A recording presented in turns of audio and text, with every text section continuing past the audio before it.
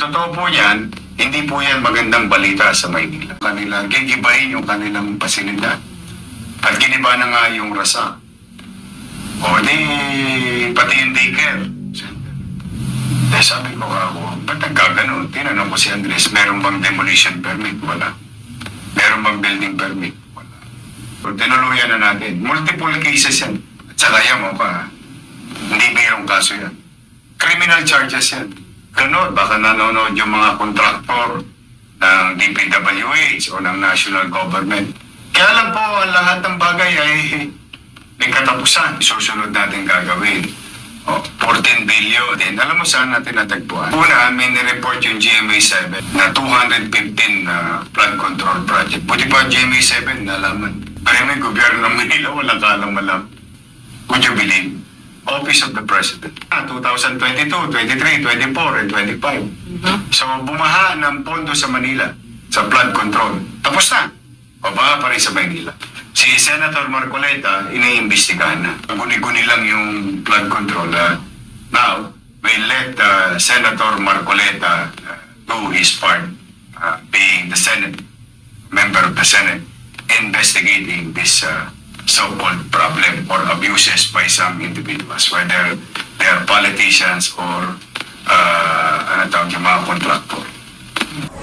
Maynila, ako po si Mama Usod at narito po tayo ngayon sa Yormes Hour. Kasama po natin ang ama ng Maynila, ang ating butihing Yorme Isko Moreno Dumagoso. Magandang gabi, Yorme. Oh, magandang gabi, Mocha. At sa ating mga minamahal kong nanay at tatay, mga lolo't lola, mga minamahal kong senior citizen, at mga batang Maynila. Ako, pasensya na po kayo. Ginabi na po kami mag-report sa inyo. Itong linggo ang report natin, Yormes Hour, sa taong bayan sa lungsod ng Maynila. Dahil kasi, mukha ngayon lang natapos, naubos yung tao. Long day. But I'm happy. It's a productive day. Especially, mukha kausap natin ang mga institusyon o paaralan, in this case, sa pagtulong, particular na ng Lasal community dahil sa paghahanda, pagpaplano at mga gawaing sa tingin ko kapaki-pakinabang for the long term programs ng city government. Kaya ipagpaumanin nyo sa amin ni Mocha, ngayon lang po kami nakapag-start ng report. But be that as it may, if you are watching, mga nanay ko, tatay ko, mga lolo't lola ko, mga batang Maynila, please do share this broadcast to your loved ones, friends, and family. At yung shoutout naman sa ating mga kababayang OFW at immigrants. O baka kayo may kaanak dito sa lungsod ng Maynila, para sila rin ay properly guided, please do share this broadcast. Yan, tama po kayo, Yorme. At bagamat you had a very long day, ay meron pa rin po kayong oras para magbigay po ng update sa ating mga kalungsod ng Maynila. Simulan na po natin, Yorme. Dahil nga po sa balitang magsasarado na po ang Nabotas Sanitary Landfill, ay may paalala po kayo sa ating mga kalungsod na huwag munang ilalabas ang basura hanggat wala pang truck. Mukhang actually, nagsarado na noong 26, ano? Pero merong konting confusion na misa nababasa ko yung comment, no? Siguro mga taga roon sa lugar na yun, no? Hindi mo naman sila masisisi. O siguro nangangamba sila, bakit doon niya itatambak ang basura ng, actually hindi lang ng Maynila. 6 na bayan po yan. Kung maalala nyo, mga batang Maynila at ang mga manonood nating hindi taga Maynila, I think, EJ, ano yun, 27 or 26 itself. Nag-talk to the people tayo, in-update natin ang ating mga kababayan Mocha sa magaganap na pagsasara ng Nabotas Landfill. At tayo ay sinulatan. Sinulatan tayo. Ayan. Sinulatan tayo ng MMDA at tayo ay ipinadadala. Ayan. Gusto ko lamang po maliwanag. Hindi naman tayo para makapamerwisyo bilang mga taga Maynila sa ibang bayan. Ganon din yung mga, hindi ko lang masabi kasi yung ibang bayan, 6 yan na city sa Metro Manila. Pare-pareho kami natanggap niya ng sulat po siya. Pinadadala ang ating mga basura instead na sa Nabotas ay dalhin sa San Mateo at sa pasilidad ng iSwims, which is yung nag-ooperate ng landfill do sa lugar. Ang totoo po yan, hindi po yan magandang balita sa Maynila. Pero, hindi rin kaila sa aming lahat na sinabihan kami a few weeks before ng MMDA. Tayo naman naggayak. Tayo kikilos kung kailan nandiyan na o nakapaganda tayo. At ang nangyari, doon sa Talk to the People, kailan tayo nag-Talk to the People, AJ? Ano yun eh? Wednesday, no? Wednesday. O isinahad natin ang sitwasyon. At ipinakita natin. Meron ba kayong video? Pakita mo yung paghahandang ginawa ng lungsod. Bago pa magsara, ha? Bago pa magsara mo ka. Nagkaroon ako ng contingency plan. Yes, so ito yung mga bagong truck, hauling truck. Marami yan, pag titignan mo, mahaba yung video niya. Ayan, bumili ang Lionel ng maraming hauling truck. Kasi isa yan sa plano natin na kung saan mapagandaan yung pagsasara ng Nabota Standpill at hindi maperwisyo ang mga kababayan natin sa lungsod ng Maynila na ang delay ng hapot ng basura. Ito ay hauling truck, brand new, madami. More than dozens of new trucks. Tapos itong pasilidad, tinayo lamang natin ito sa loob lamang ng 2 linggo. Yan po, yung makikita nyo may mga backhoe at mayroong hauling truck. Diyan po, yung basura ang kinuha sa komunidad, ibubuhos niya sa backhoe na yan, sa chute, o yung ano na yan, tapos ibabako, ilalagay sa hauling truck.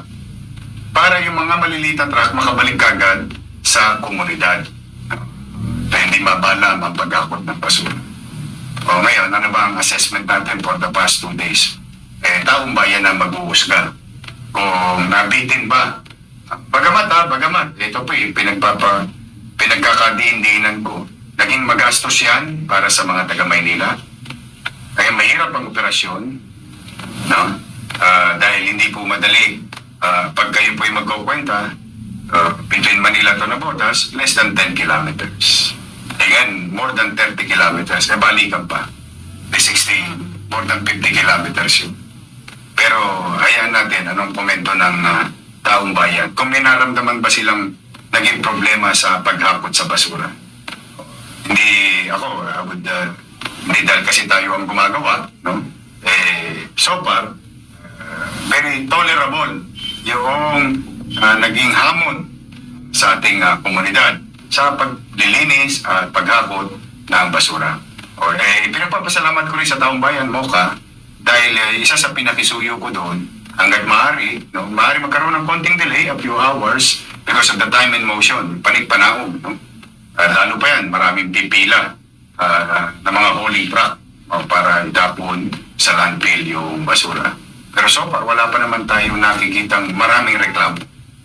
Ano pa sabi ng mga tao? Ay, ako naman po, personal experience po namin sa ilang mga buildings, condominium buildings po namin ay Nakakot. on time po. Kasi before your bago po kayo naupo, mahigit 1 buwan natambak po yung basura doon.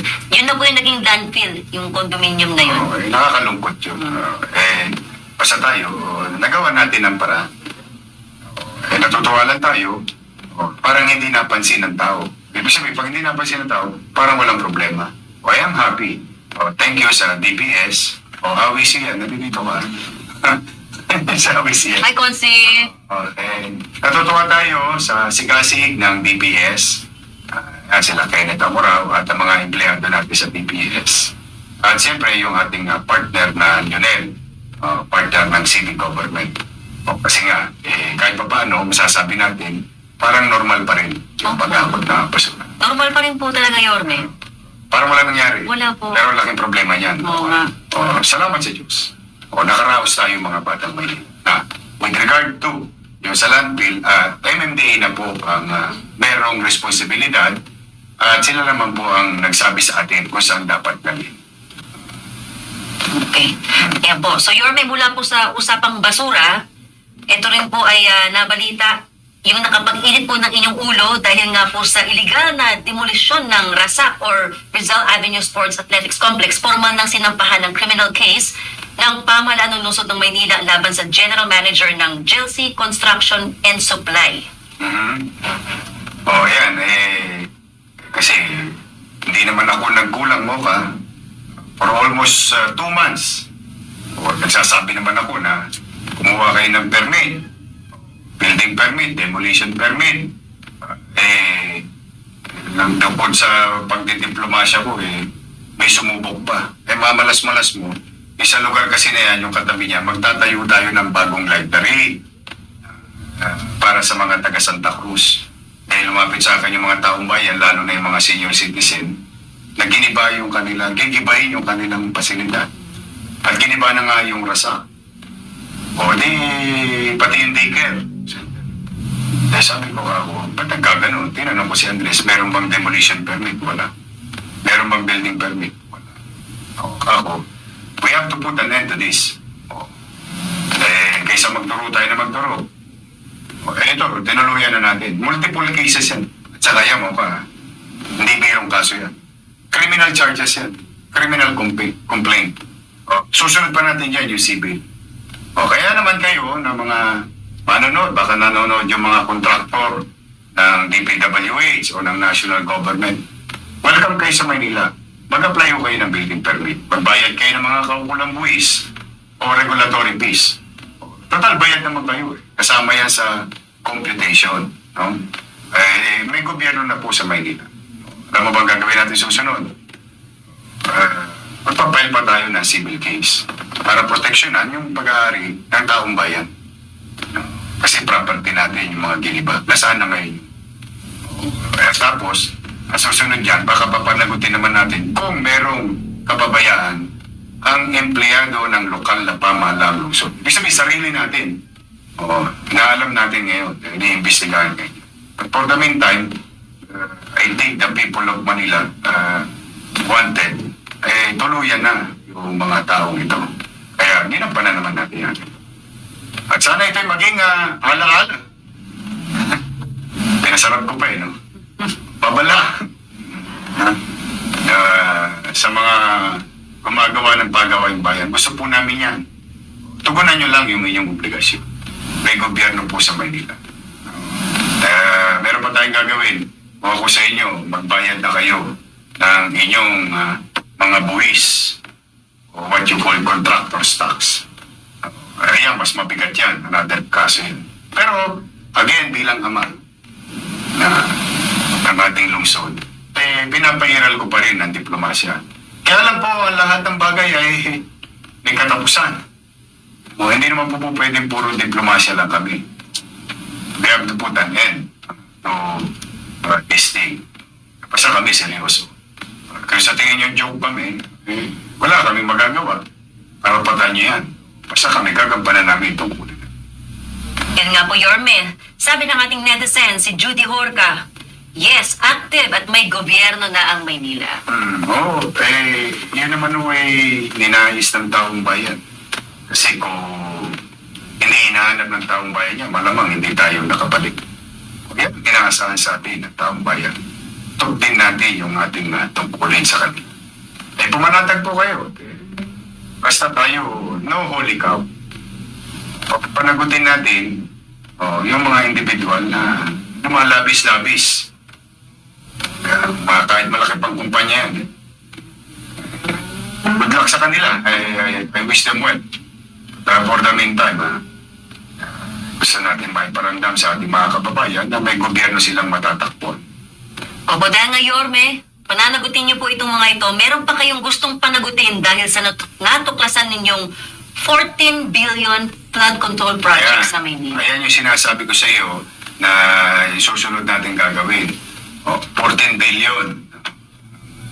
Natagpuan natin. Alam mo saan natin natagpuan? Una, may nireport yung GMA7 na 215 flood control project. Buti pa GMA7 nalaman. Kaya may gobyerno ng Manila, walang kalam-alam. Kasi nga, hindi ko alam pati kinukubli nila Wala naman saan natin nasiyasa. Would you believe? Office of the President. Sa website. Doon. Alaman natin. Kaya nagkaroon ng total na 14 billion. Di yun ay tapos na. 2022, 23, 24, and 25. So, bumaha ng pondo sa Manila sa flood control. Tapos na. Baha pa rin sa Manila. Ayun ang ironic. Doon ang nakakalungkot. Ngayon, maswerte naman tayo, mga Pilipino. Hindi lang mo bilang mayor, Hindi lang bilang Manileño. Tayo, mukha. Bilang Pilipino. Si Senator Ping Lacson, nag-deliver ng privilege speech. Si Senator Marcoleta, iniimbestigahan na. Kaya habang iniimbestigahan nila, o tayo naman, panghabulin natin what is due to the city. Lahat yan, i-issuean natin ng SOA, Statement of Account. Kasi hindi po pwede.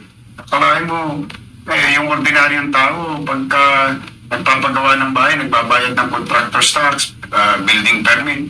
Pero pagka parang mga anak ng Diyos, anak pinagbalag, exempted sila. Hindi mo pwede yun.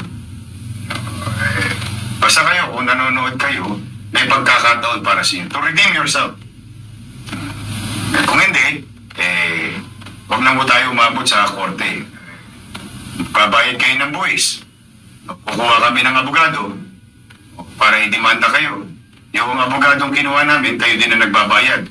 Kasi galing din sa buwis nyo yun. Yung pampapasweldo namin sa abogadong magdidemanda sa inyo. Hindi ba laking insulto yun? Kaya may tupin na lang nila yung kanilang dapat gawin bilang naghahanap buhay sa Manila. Ulitin ko, welcome kayo maghahanap buhay sa Manila. Pero kailangan nyo rin gampanan yung responsibilidad ninyo bilang negosyante ng gobyerno. Usapang baha pa rin po, Yorme. Ay, talagang hindi natatapos ang bato. Na-turn formal na i-turn over nyo na po sa MMDA ang inyong drainage master plan para sa Maynila. Salamat sa Konseho ng Maynila. Naaprobahan na nila Vice Mayor G.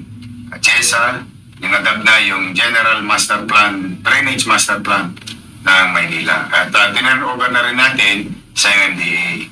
At ganun din yan, ita-turn over sa DPWH. Ano pong ibig sabihin nun? Anong kapakinabangan namin dyan sa sinasabi ni Yorme? Ibig po sabihin sa mga susunod na buwan, taon, o panahon ng buhay natin, kapag may gagawin mga drainage, base na sa master plan. Ganun ang ibig sabihin nun.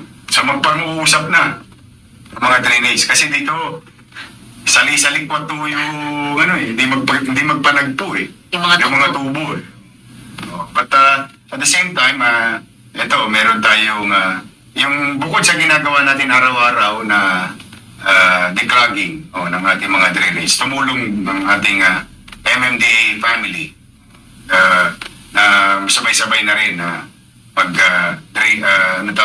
dredging, declogging ang mga malalaking pipes sa Maynila.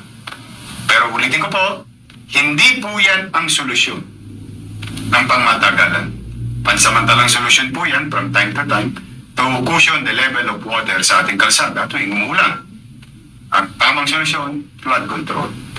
At yung flood control at pumping station na tumatakbo at gumagana. Yun po ang solusyon. Tama naman po yun. O ngayon, kung yun ay gumana at hindi, o if I may borrow the President's word, baka guni-guni lang yung flood control.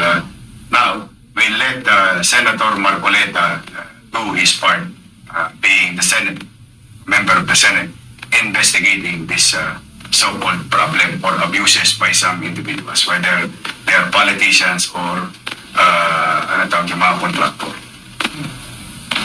At Yorme, nakipagpulong po kayo sa UST, mga kawani po ng UST para sa planong rainwater impounding. Pinagpapasalamat natin yan, Mocha, no?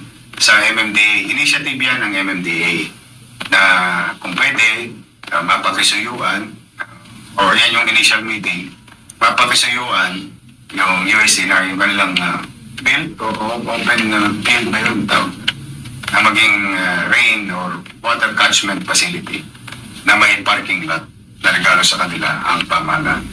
So nagkaroon ng initial talk, explanation, paliwanagan, ng plano. I think mag-uulit-ulit ng plano.